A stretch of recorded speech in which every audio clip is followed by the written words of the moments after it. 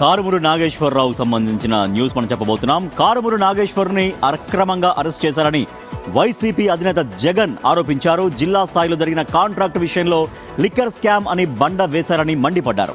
ఈ కేసులో కారుమూరి నాగేశ్వర్ తో పాటు ఆయన కొడుకును కూడా అరెస్ట్ చేశారని ఆగ్రహం వ్యక్తం చేశారు.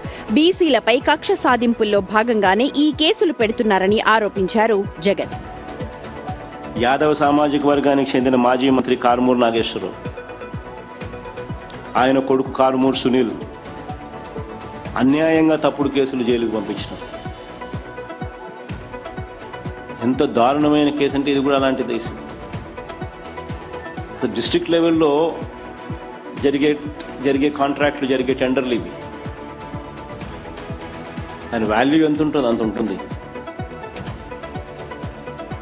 ఆ కేసులో ఈయన నిరికిచ్చి లిక్కర్ ట్రాన్స్పోర్ట్ అని చెప్పి దాని మీద ఒక బండి వేసి కంటెస్ట్ చేసిన ఏలూరు ఎంపీ టికెట్ కంటెస్ట్ చేసిన సునీల్